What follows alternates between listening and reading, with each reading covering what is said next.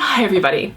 One of the things I get asked about a lot is my writing routines. Like, how do I start my writing day? How do I sit down and not write any words? Or, no, that's incorrect, Christy. How do I sit down and write thousands of words? That's correct. Anyway, no, don't, welcome to my nightmare. Anyway, I thought I'd talk a little bit about how I get my day going. So, let's do it. So, step one. Coffee. And I just want you to know, this mug says genius on it, but I did not, like, I was so dazed this morning and I was in such a hurry, I didn't even look at it and I didn't know that's what it said until we took a picture of it. And I'm like, oh, it's that one. Anyway, I'm not. But it is, because coffee is really important to me. I think I am genuinely, truly, completely addicted. And maybe it's not like the actual substance, because it could be tea. It could be, you know, ice water, orange juice. Everybody has like some drink that kind of for them makes the day start, and until they've had it, the day hasn't started. And for me, it's coffee, and it's always been coffee, like since I was far too young. First time I remember drinking coffee was at a church gathering when I was like 8, and all the grown-ups were drinking it out of this big copper urns, and it just looked so magical, like the steam rising and the smell of it was so enticing. I think I was always destined to be a coffee person, and I poured myself a cup and it was disgusting. And so then I did what the grown-ups did, you know, and I added the milk and a lot of sugar, much more sugar than most of the grown-ups added. And then it was delicious. It was like Coca-Cola, only it was coffee. Anyway, this is how addicts start. This is the beginning. Anyway, so I can't write without it. So the first thing I do is I have a cup of coffee or 3. And then I feel like I'm ready to start. That's my number one routine. I mean, in terms of routines, I don't write first thing in the morning. And in fact, I don't really write in the morning at all, and it's taken me literally years to forgive myself for this. I have spent, 8 years as a fiction writer, staring at my computer for hours in the morning trying to make words happen, and words don't happen because I am not a morning person for creativity. That's just not me. I don't even read in the morning. In the morning, I feel like you have your own strengths and you have to work to those strengths. And so what I've begun to do is forgive myself for mornings being for other things. In the morning, I get all the other crap done that's going to weigh on my mind. So if things need to be cleaned, I clean them. If errands need to be run, I run them. If I've got to go to the supermarket, if there's no food in the house, I'll go to the supermarket. If the dog needs to go to the vet, the morning is when it happens. I do that. Like, my morning is really jam-packed. I don't just sit around. I'm running, doing everything that I will need to do all day long that is not writing. And then when it's about lunchtime, I'm done. Like, there's nothing else to do. And then I come out to the shed office and I'm ready. Like, then I'm ready. And maybe that's just my thing, is I've got to clear the slate, because it's really hard for me to think creatively if I'm also thinking, God, there's no laundry, and you know, this has to be done, and the car needs to go over here, it's making this funny noise. Like, all these little worries, these nagging thoughts, they distract from creativity. Like, they just stay there, and then you can't really write like 2 criminals beating up your main character when you're actually thinking, wonder what that noise is the car's making. Like, it's weirdly impossible for me. I cannot compartmentalize like that. But if it's all done, then I'm ready. Then I can do it. Then I can turn off the world for a while. Okay, let's talk about turning off the world, actually. Because no matter where you are, I mean, I'm lucky that I have this little writing shed, which is at the very end of the garden, and it's very quiet, and it's just me and usually 1 or 2 dogs. And I'm generally not disturbed at all. And in a weird way, that silence is almost too much. If I'm sitting out here and I can hear myself breathing, it's that quiet out here. So I have my secret. What I've begun to do is listen. Here, I'm going to show you. I just have Spotify on, and I find these ambient sound. This is my favorite, coffee and piano. I have these ambient music, no lyrics playlists in the sort of the general jazz classical crossover world, and I wish I could play it for you, but I can't because I get sued. I don't own the rights and I don't want to pay. But it's stuff like, just like anything that works for me. Like, and I've tried loads of sounds, like playlists. Like, I've tried, I've tried concentration, soothing sounds. Like, there's so many on here. Peaceful piano. I'm pathetic. I'm just always looking for something that's going to create background noise, that's soothing, puts the dog to sleep, and also like it just seems to trigger something in my mind that was like, oh, now I write, now I can write. And so then I get my, like at that stage I can get my document up and start working on it. Hopefully. Like this is the thing though with art, nothing is guaranteed. I can do all these things, come out here, be all ready, and then like nothing happens. That's the worst, because then I've done everything. I have no excuses. It's 2 o'clock in the afternoon. I still need to get my 2,000 words, and there's just no there.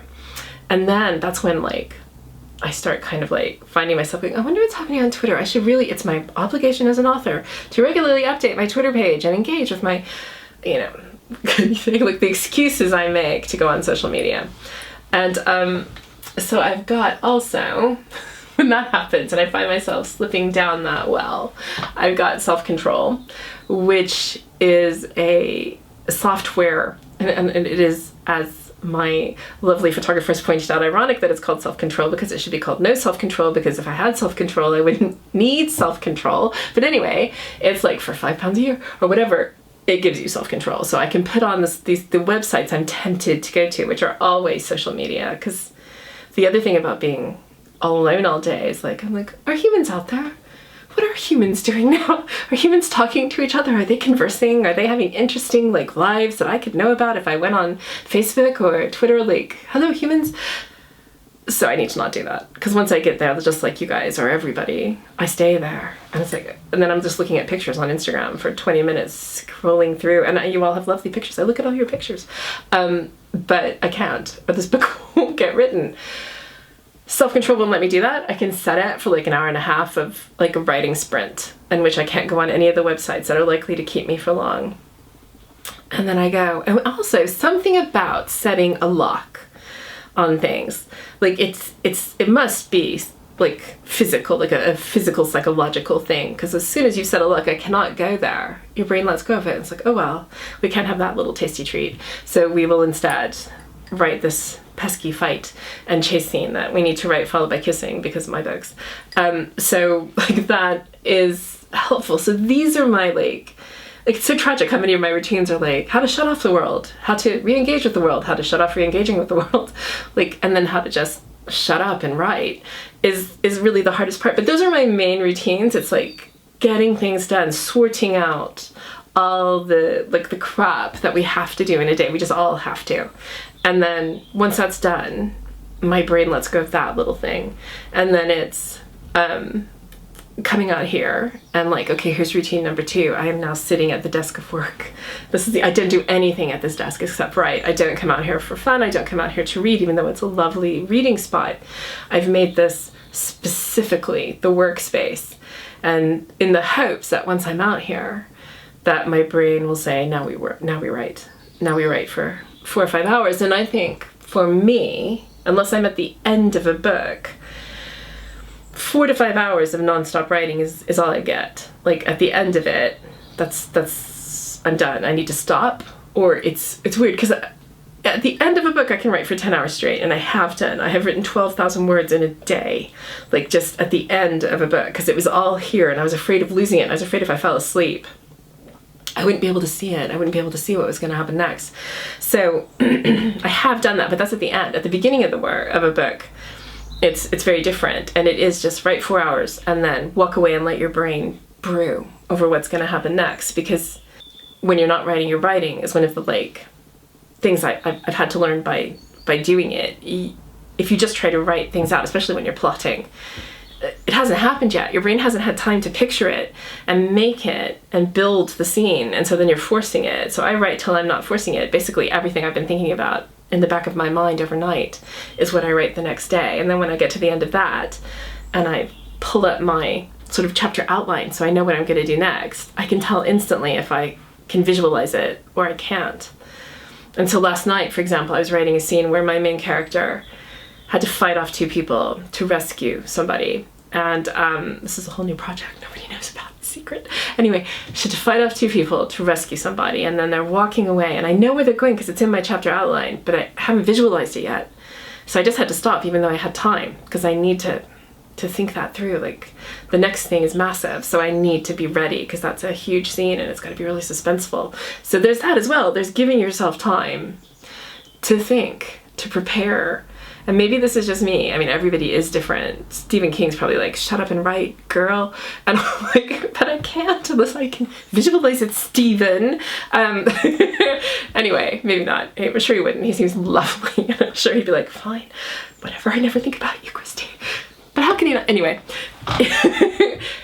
you know what I mean. So yeah, it's understanding yourself. And I know people who get up, in fact, Stephen King gets up first thing in the morning and writes his 2,000 words. And I have friends who do that. They get up really early, like 5 a.m., and they do all their writing for the day. And then when that's out of the way, they can have the rest of their day. So they're literally the reverse of me. So everybody has their own thing. Mine is clear the stage, and then the act can begin.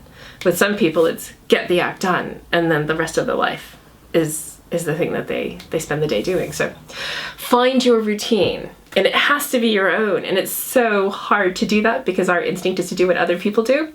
And so believe me, I have tried the Stephen King way, 6 in the morning, writing 2,000 words. I can do this, and I cannot do that. And so it's you, it's your thing.